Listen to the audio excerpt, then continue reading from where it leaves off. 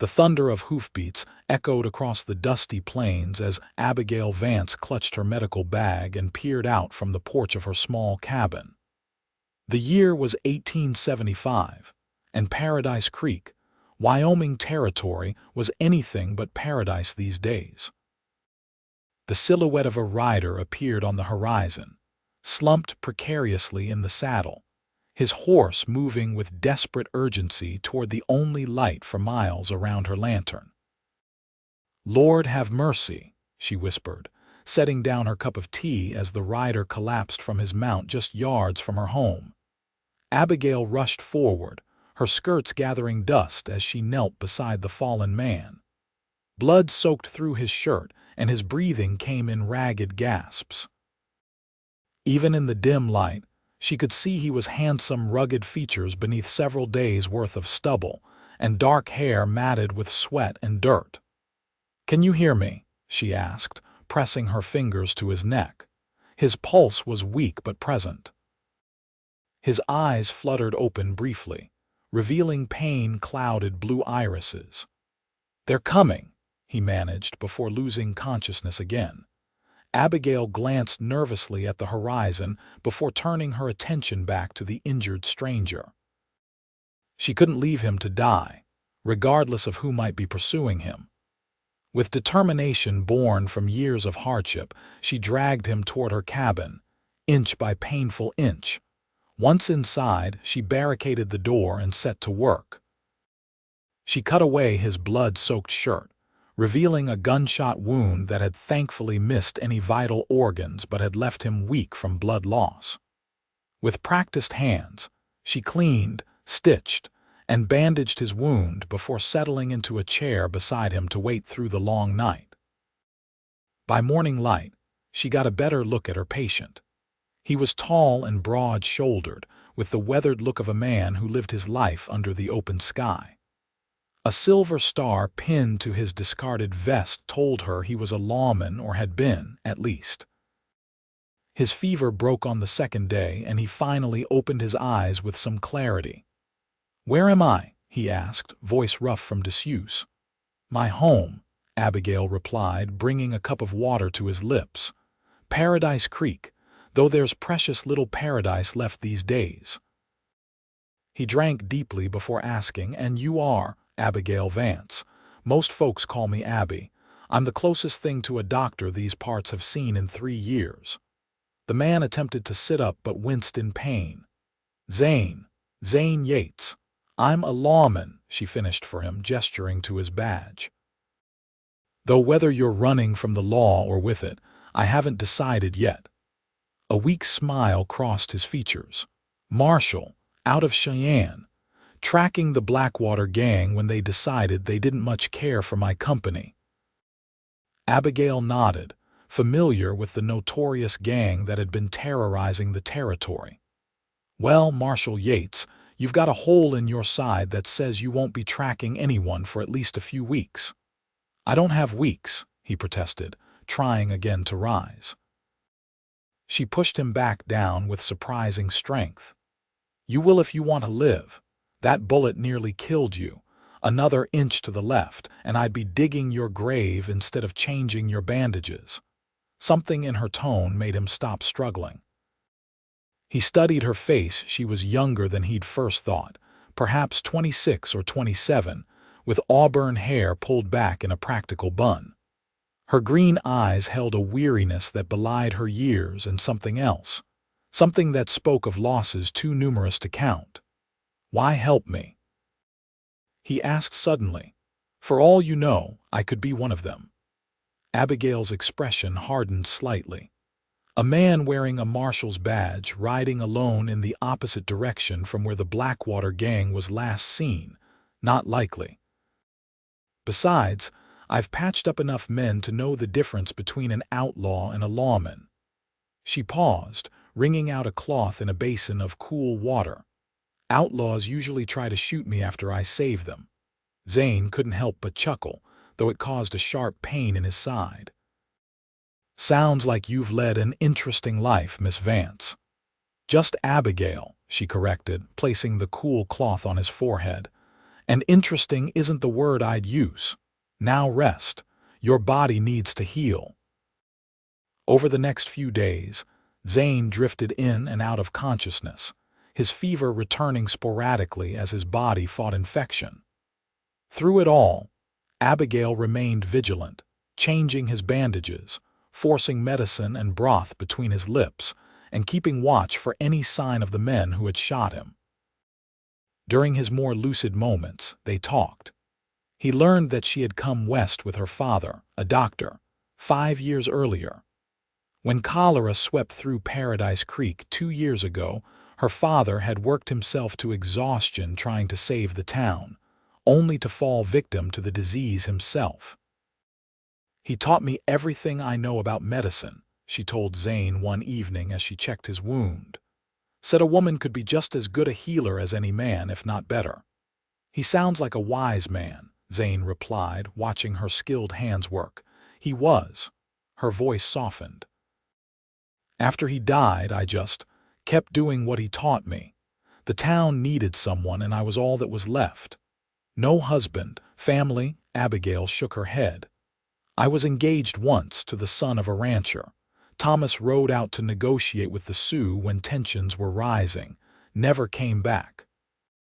She said it matter-of-factly, but Zane could hear the pain beneath her words. "I'm sorry," he said quietly. She shrugged, finishing with his bandage. "It was a long time ago." A week passed, and Zane grew stronger. He began to sit up, then to stand for short periods. Abigail continued her daily routine around him, tending her small garden, caring for her chickens and milk cow, and occasionally riding into town for supplies. Each time she left, Zane found himself watching anxiously until she returned. One afternoon, as they shared a simple meal of rabbit stew, Zane broke a comfortable silence. "Why do you stay here? All alone, I mean." Abigail looked up from her bowl, surprise evident in her expression. "Where else would I go? This is my home." "But surely there are safer places with more people. Towns where a woman with your skills would be valued." She considered his words before responding. "Maybe, but there are people here who need me. Mrs. Willoughby's arthritis, the Jensen children's winter coughs, Mr. Peterson's bad heart." She set down her spoon. "I'm not just a doctor to them. I'm a connection to someone they respected, my father. As long as I'm here, they haven't lost everything." Zane nodded slowly. "You care deeply for this place, despite what it's taken from you." "Perhaps because of what it's taken," she countered. "The losses make what remains more precious."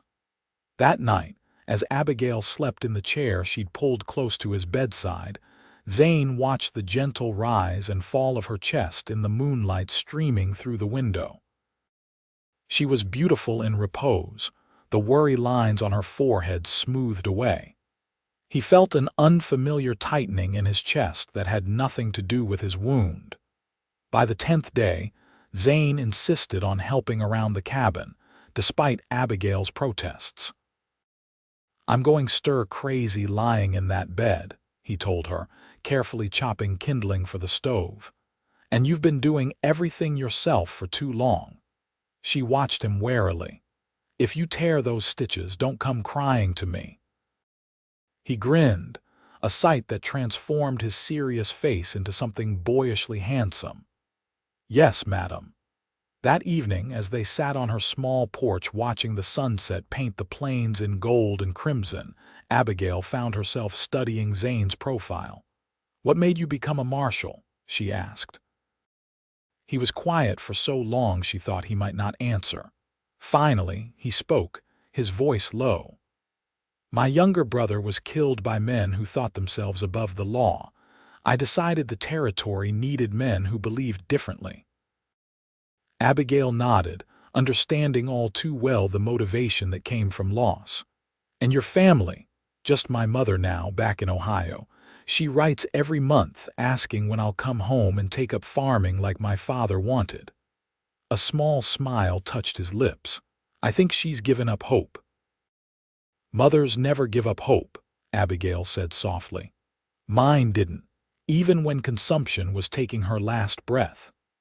They sat in companionable silence as darkness fell, the first stars appearing in the vast Wyoming sky. 2 weeks after his arrival, Zane was strong enough to ride.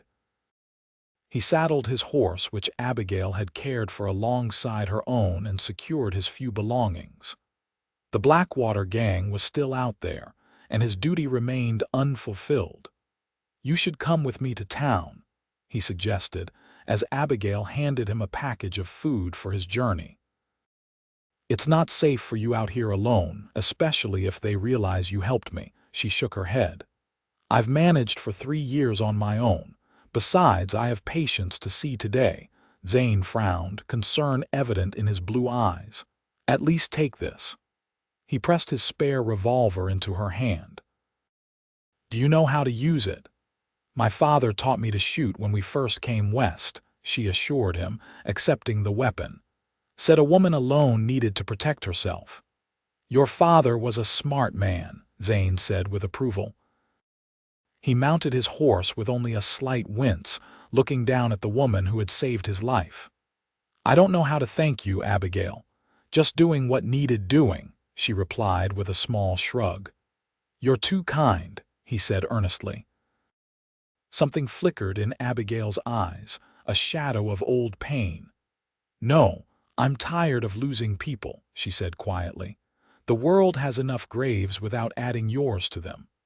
Their gazes held for a long moment before Zane nodded, understanding the weight behind her words. "I'll be back," he promised. "When this is finished." Abigail nodded, not trusting herself to speak. She'd heard such promises before, and the Wyoming territory had a way of breaking them. She watched him ride away until he was nothing but a speck on the horizon, then turned back to her empty cabin.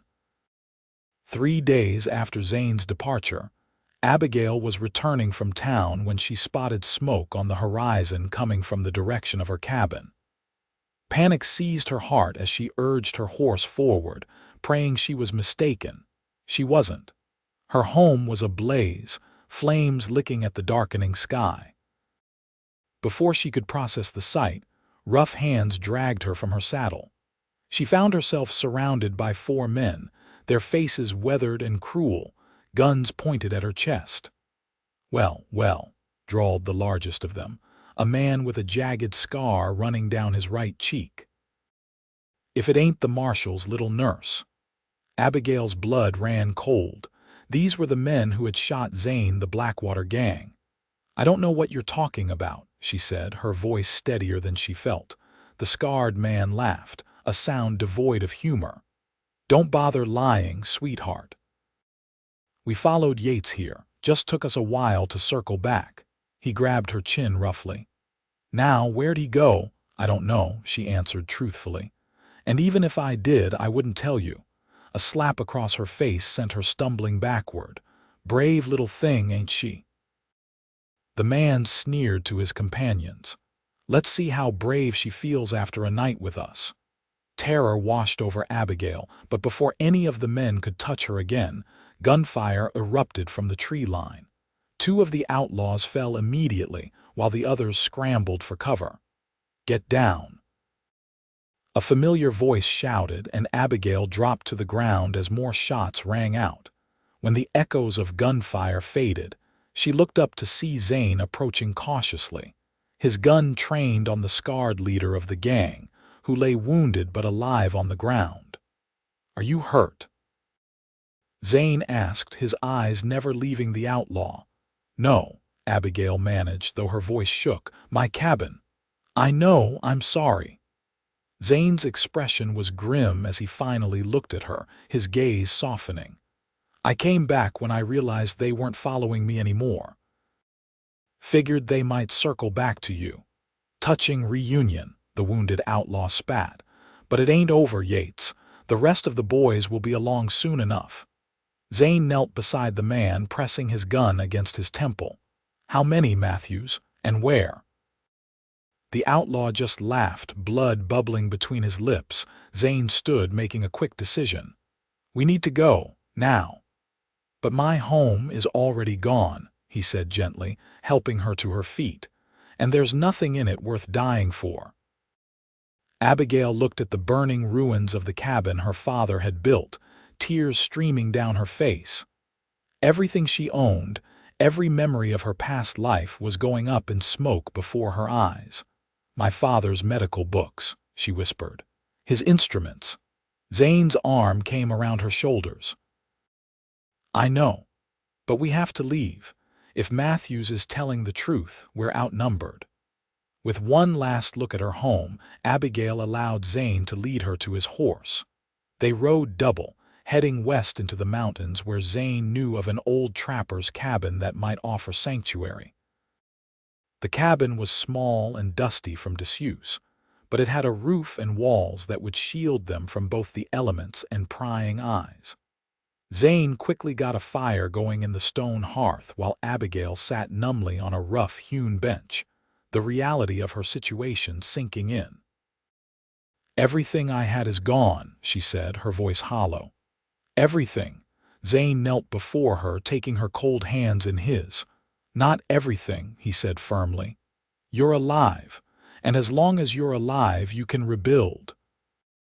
She looked at him, really looked at him, the man she'd nursed back from death's edge, now doing the same for her in a different way. "Why did you come back?" she asked. "I told you I would," he said simply. "People say that all the time," she replied. "They rarely mean it." Zane's thumb traced circles on the back of her hand. "I'm not most people, Abigail, and neither are you."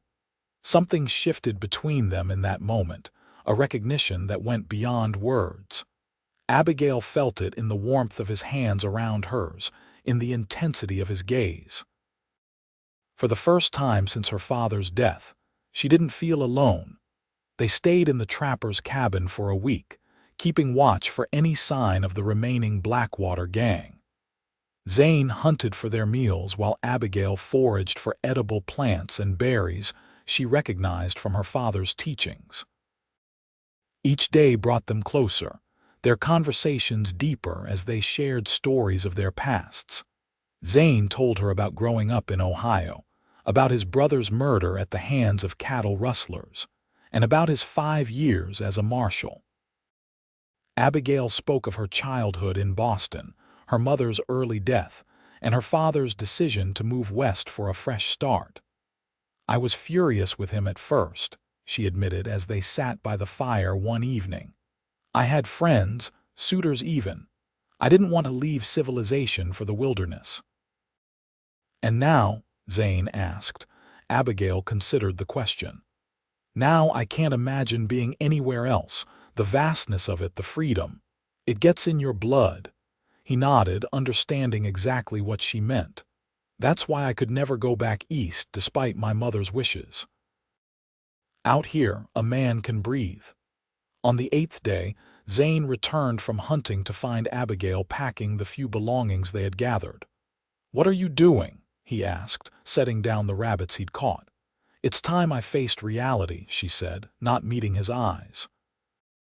"My home is gone, but Paradise Creek still needs someone to tend to the sick. I need to go back." Zane set his jaw. "It's not safe." "Nowhere is truly safe," she countered, "but I have responsibilities." "The Blackwater Gang is still out there, and they will be whether I hide in these mountains for a week or a year," she interrupted. "I can't put my life on hold indefinitely, Zane." He paced the small cabin, frustration evident in every line of his body. "At least wait until I've captured or killed the rest of them." Abigail finally looked at him, her green eyes resolute. "And how long will that take? Months? Years? What about the people who need me now?" Zane stopped pacing, his expression softening. "You really care that much about them?" "Yes," she said simply. "Just as you care about upholding the law regardless of the danger." He couldn't argue with that logic. With a sigh of resignation, he said, "Then I'm coming with you." "You have your own duties," she reminded him. "And bringing Matthews to justice is one of them," Zane pointed out. "He'll be in Paradise Creek's jail by now, assuming the local sheriff is worth his salt." A flicker of hope lit Abigail's eyes. Sheriff Wilson is a good man, old but steady. Then it's settled, Zane declared. We leave at first light. They rode into Paradise Creek the following afternoon, drawing curious stares from the townspeople. Sheriff Wilson met them outside the jailhouse, his weathered face breaking into a rare smile at the sight of Abigail. "Miss Vance, heard about your cabin. The whole town's been worried sick." Abigail dismounted, grateful for the old lawman's concern. "I'm all right, Sheriff, thanks to Marshal Yates here." Wilson nodded to Zane. "Marshal, your prisoner's inside, though he ain't doing too well. That bullet wound's festering something fierce." Abigail exchanged a glance with Zane before addressing the sheriff. "I'll tend to him if you'll allow it." Both men looked at her in surprise. "After what he did to your home?" Wilson asked incredulously. "I took an oath with my father," she said firmly, "to heal the sick and injured regardless of who they are." Zane studied her for a long moment before nodding slowly. "She's the best chance he has, Sheriff." Wilson shrugged. "Your call, Marshal. He's your prisoner." Inside the jailhouse, Matthews lay on a cot in a cell, his face ashen and sweaty. The wound in his shoulder had indeed turned septic, the flesh angry and swollen. "I need hot water, clean cloths, and whiskey," Abigail instructed as she assessed the situation. "And my medical bag if it survived the fire." "Mrs. Peterson salvaged some of your things," Sheriff Wilson informed her. "Said she knew you'd be back. I'll send my deputy to fetch what she's got." Abigail worked through the night, cleaning and draining Matthew's wound, fighting to save the life of a man who had tried to destroy hers. Zane watched in quiet amazement, handing her instruments when requested, but otherwise staying out of her way. By morning, Matthew's fever had broken, and he slept peacefully for the first time in days. "You saved him," Zane said as they stepped outside the jailhouse into the cool dawn air. "It's what I do," Abigail replied simply, "even for men like him." She looked up at Zane, fatigue evident in her eyes. "Especially for men like him, the ones no one else would save." In that moment, with the rising sun painting her exhausted face in golden light, Zane realized he was falling in love with Abigail Vance. The thought terrified and exhilarated him in equal measure. The town rallied around Abigail in the days that followed. The banker offered her rooms above his establishment until more permanent arrangements could be made. The general store owner provided supplies on credit. And a group of ranchers and their hands promised to help rebuild her cabin when the time came. "You've made quite an impression on these people," Zane observed as they shared a meal at the town's small hotel restaurant. Abigail smiled softly. "They're good people. Hard times bring out either the best or worst in folks, and Paradise Creek has seen more than its share of hardship." "What about the rest of the Blackwater Gang?" she asked, changing the subject. "Have you had any word?" Zane's expression darkened. "Matthews finally talked. Says the others were heading to Denver with their take from the last stage robbery. I've wired the authorities there." "So it's over," hope tinged her voice. "For now," he conceded. "Though there's always another gang, another outlaw." Abigail studied his face, reading the conflict there. "You'll be leaving soon, then?"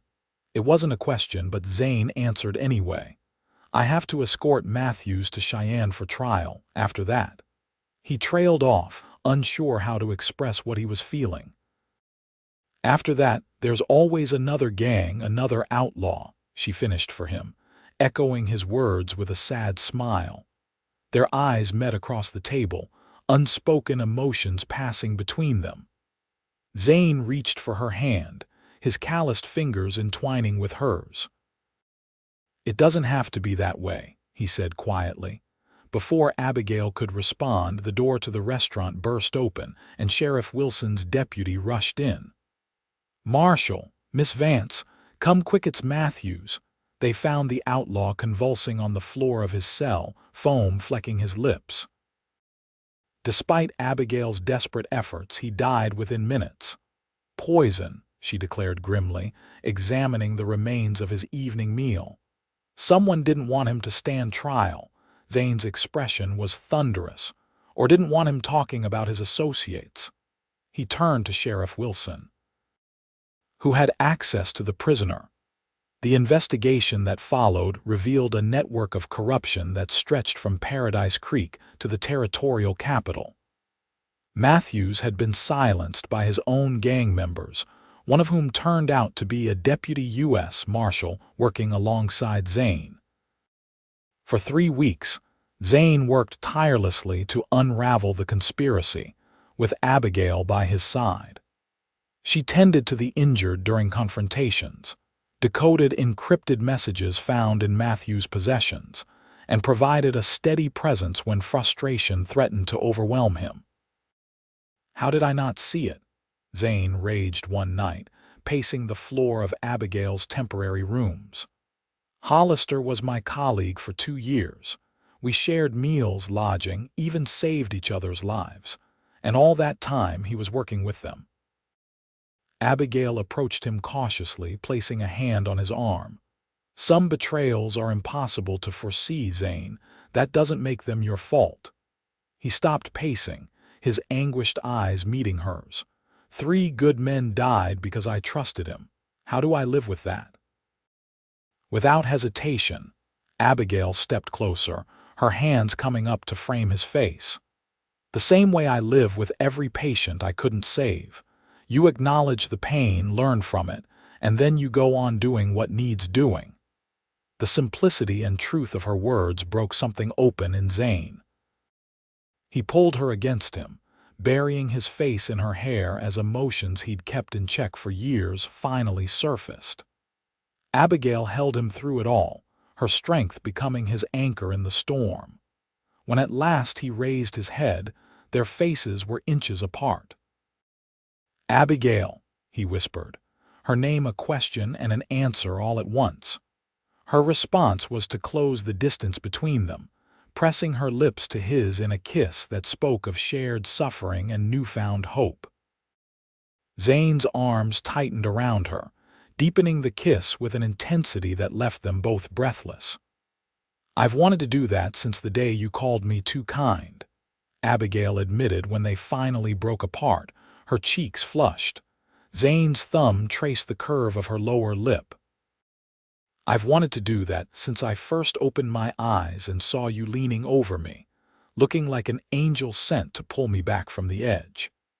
By the time Hollister and the remaining members of the Blackwater Gang were apprehended, autumn was painting the Wyoming landscape in russet and gold. Zane received a commendation from the territorial governor for unraveling the conspiracy, along with an offer to become the new sheriff of Cheyenne. "It's a good position," he told Abigail as they walked along the creek that gave Paradise Creek its name. "Steady. Safer than chasing outlaws across the territory." "You'd hate it," she said with certainty. Zane chuckled, squeezing her hand. "Probably, but it would mean staying in one place, having a home." Abigail stopped walking, turning to face him. "Is that what you want now, a home?" "What I want," he said slowly, his blue eyes intent on hers, "is you, Abigail Vance. By my side, whether that's in a sheriff's office in Cheyenne or a medical practice in Paradise Creek, or even back on the trail if that's where duty calls." Her breath caught in her throat. "Zane, I love you," he continued, taking both her hands in his. "I think I've loved you since you told me you were tired of losing people, because so am I, Abigail, so very tired of it." Tears sprang to her eyes as happiness bloomed in her chest. "I love you too," she whispered. "More than I thought possible after losing so much." Zane smiled, a full, radiant smile that transformed his face. "Then marry me. Be my wife, my partner in whatever comes next." "Yes," Abigail answered without hesitation. "Yes to all of it." They were married 2 weeks later in Paradise Creek's small church, with the entire town in attendance. Sheriff Wilson gave the bride away, and Mrs. Peterson sobbed happily through the entire ceremony. Abigail wore a simple ivory dress ordered specially from Cheyenne, and Zane looked more handsome than ever in a new black suit. "Are you sure about this?" Zane asked as they shared their first dance at the reception held in the town hall. "Paradise Creek isn't Cheyenne. It's small, remote." "It's home," Abigail said simply. "Our home now." And it was. With the help of their neighbors, Zane and Abigail rebuilt her cabin, larger and sturdier than before. Zane accepted a position as Sheriff Wilson's deputy, allowing the older man to begin thinking about retirement. Abigail continued her medical practice, teaching Zane basic nursing skills so he could assist with more complicated cases. Winter came, blanketing Paradise Creek in snow and bringing long, peaceful evenings by the fire in their new home. Spring followed, with wildflowers carpeting the plains and new calves in the pastures of nearby ranches. On a warm evening in early summer, as they sat on the porch of their cabin watching the sunset, Abigail placed Zane's hand on her slightly rounded belly. "Really?" he asked, eyes wide with wonder and joy. She nodded, her smile radiant. "Really. Come November, there will be 3 of us." Zane gathered her in his arms, his heart so full he thought it might burst. "Thank you," he whispered against her hair. "For what?" she asked, tilting her face up to his. "For saving me. Not just my life that night, but my soul every day since." Abigail's hand came up to caress his cheek, her green eyes shining with love. "We saved each other, Zane, and now we're building something new together." As the first stars appeared in the darkening sky, they remained on the porch, talking of the future of the child who would join them in the fall, of expanding their home as their family grew, of growing old together in this place that had seen so much sorrow, but now promised so much joy. Life in the Wyoming Territory was never easy. Winters were harsh, summers brutally hot, and danger always lurked on the horizon. But Zane and Abigail faced it all together, their bond strengthening with each challenge overcome. Their daughter, Elizabeth, was born on a snowy November night, with Mrs. Peterson serving as midwife while Zane paced anxiously outside the bedroom door.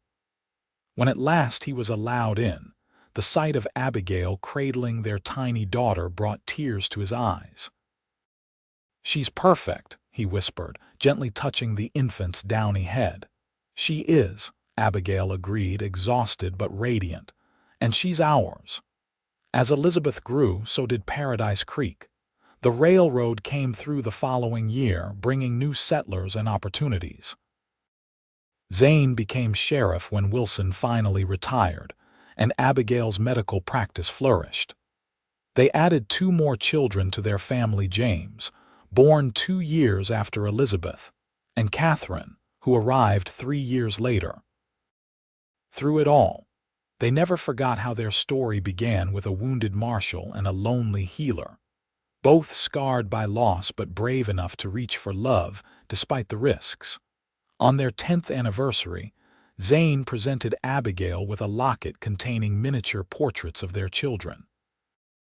"To remind you of what we've built together," he said as he fastened it around her neck. Abigail touched the locket reverently before meeting his gaze. "I don't need reminders," she said softly. "Every time I look at you, at our children, at this town we've helped shape, I see it all." Zane pulled her close, his arms as strong and sure as they had been the day she'd first fallen into them. "No regrets?" he asked, a teasing glint in his eyes. "Not one," Abigail assured him, rising on tiptoes to press her lips to his. "Every moment, even the painful ones, led us here. And here is exactly where I want to be." As the years passed and their children grew, Zane and Abigail's love remained the cornerstone of Paradise Creek. They weathered droughts and blizzards, outlaws, and epidemics, always facing each challenge side by side. Their home became a gathering place for the community, a sanctuary where anyone in need could find help and hope. On warm summer evenings, they could still be found sitting on their porch, watching the sunset paint the Wyoming sky in spectacular colors.